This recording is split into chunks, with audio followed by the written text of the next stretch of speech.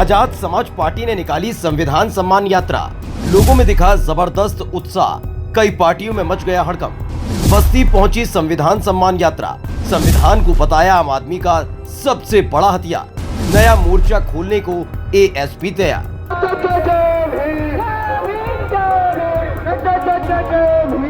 पिछले कुछ दिनों से लगातार पश्चिमी यूपी से निकलकर आजाद समाज पार्टी अवध क्षेत्र और पूर्वांचल में अपनी मौजूदगी दर्ज करा रही है। खासकर चंद्रशेखर के सांसद बनने के बाद से ही पार्टी में जबरदस्त उत्साह देखने को मिल रहा है। इसी कवायद में बस्ती में आजाद समाज पार्टी ने संविधान सम्मान यात्रा निकाली। कोटेश्वर पार्क से संविधान सम्मान यात्रा की शुरुआत हुई। आजाद समाज पार्टी के महासचिव मोहम्मद आकिब ने अंबेडकर की प्रतिमा पर माल्यार्पण कर इस यात्रा की शुरुआत की। इस दौरान बड़ी तादाद में दलित और मुस्लिम समाज के लोग एकजुट हुए। ये यात्रा ऐसे वक्त में निकली है जब अयोध्या की मिल्कीपुर सीट पर उपचुनाव होने जा रहा है और आजाद समाज पार्टी ने सूरज चौधरी को प्रत्याशी बनाकर बीजेपी और समाजवादी पार्टी की टेंशन बढ़ा दी है।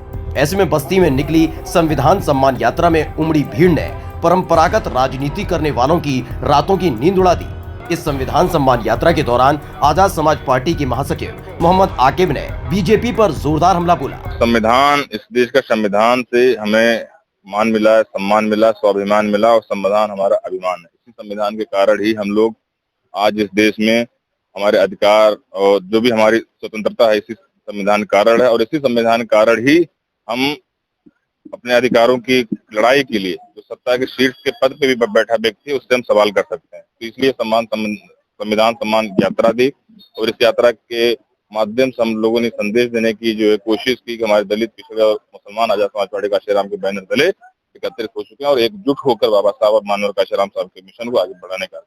ये संविधान को लागू हुए करीब 70 सालों से ऊपर हो गया, लेकिन संविधान को पूर्ण रूप से इस देश में अभी तक लागू नहीं किया गया है।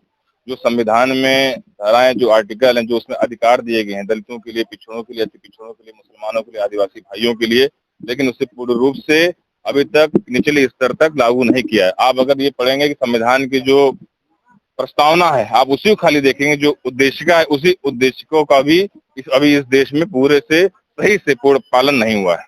तो इसलिए संविधान सम्मान यात्रा के माध्यम से हम ये संदेश देना चाहते हैं कि हम लोग आजाद समाज पार्टी काशीराम के बैनर तले और आदरणीय भाई चंद्रशेखर आजाद जी के नेतृत्व में हम इस देश में आगे चल के एक ताकत बनेंगे और उस ताकत का निर्माण करके हम संविधान को लागू करेंगे जिससे हमारे लोगों की भलाई हो सके।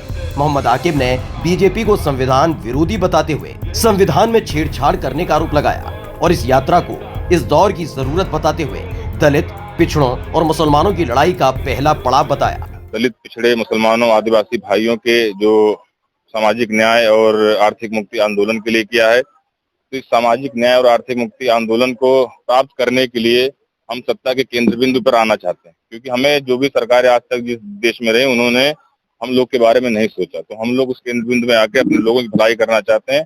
तो जाहिर सी बात हम लोगों ने राजनीतिक दल का गठन किया, तो आने वाले चुनाव में हम लोग पुरजोर तरीके से सभी सीटों पर चुनाव लड़ेंगे और पूरी कोशिश के साथ हमारा संगठन उसमें काम करेगा और अपने भाई चंद्रशेखर आजाद जी के नेतृत्व में हम इस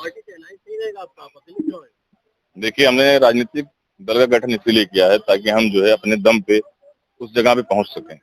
बाकी परिस्थितियां आगे तय करेंगी, स्थितियां बताएं कैसे क्या चीज समीकरण बैठते हैं, लेकिन हमारा जो दल का गठन हुआ उसका उद्देश्य ये है कि हम लोग अपने दम पे अपनी सरकार बनाएं, जिससे अपनी सरकार बनाएंगे तभी हम अपनी शक्ति का निर्माण कर सकते। इसके साथ साथ आजाद समाज पार्टी की तरफ से बीएसपी से दूरी की वजह भी बताई गई। तो बाबा साहेब भीमराव अंबेडकर के बताए रास्ते पर चलते हुए काशीराम की विचारधारा को धरातल पर उतारने का प्रण भी लिया गया। लोग जो बयान दे रहे हैं ये संविधान को मानने वाले लोग नहीं, और यही लोग जो है इस देश में नफरत फैलाना चाहते हैं।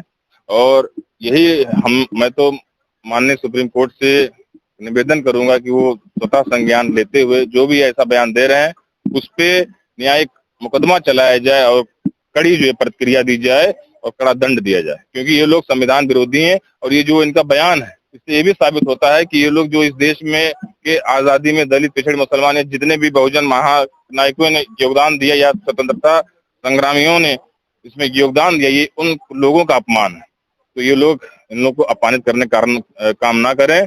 इसके साथ साथ आजाद समाज पार्टी के महासचिव मोहम्मद आकिब ने 2027 में उत्तर प्रदेश में होने वाले विधानसभा चुनाव में पूरी ताकत से चुनाव लड़ने का ऐलान किया है। कि संविधान को मानना और संविधान को लागू करवाना दो अलग चीजें हैं। बाबा साहब भीमराव अम्बेडकर जी ने कहा था जब ये संविधान बना था कि अगर सरकारें बना तो लेंगे हम लोग, लेकिन अगर उस सरकारों की नीयत और मंशा साफ नहीं होगी हम लोग के लिए तो इस संविधान को लागू नहीं कराएंगे।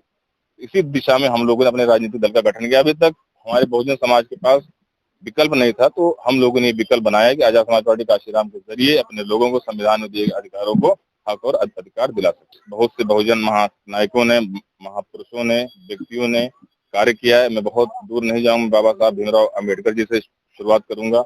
1930 में उन्होंने डिप्रेस्ड क्लास फेडरेशन बनाया। 1936 में स्वतंत्र मजदूर जो है यूनियन बनाया और 1942 में उन्होंने शेड्यूल कास्ट फेडरेशन बनाया और 1956 में उन्होंने आरपीआई के माध्यम से अपने दलित भाइयों के लिए, उनके उत्थान के लिए कार्य करने का काम किया। और इस कारवां को आगे बढ़ाते हुए मान्यवर काशीराम साहब ने DS4 बांधसेव के जरिए और एक राजनीतिक दल के जरिए दलितों के उत्थान करने के लिए कार्य किया। और अब इस कारवां को आगे और बढ़ाते हुए आजाद समाज पार्टी काशीराम के बैनर तले भाई चंद्रशेखर आजाद जी दलितों के लिए, पिछड़ों के लिए, मुसलमानों के लिए निरंतर प्रयासरत हैं और संघर्षरत हैं। तो मैं ये कहूंगा कि इस वक्त, इस मौजूदा समय में अगर कोई दल दलितों के लिए, पिछड़ों के लिए, मुसलमानों के लिए, आदिवासी भाइयों के लिए कार्य करे तो वो आजाद समाज पार्टी काशीराम।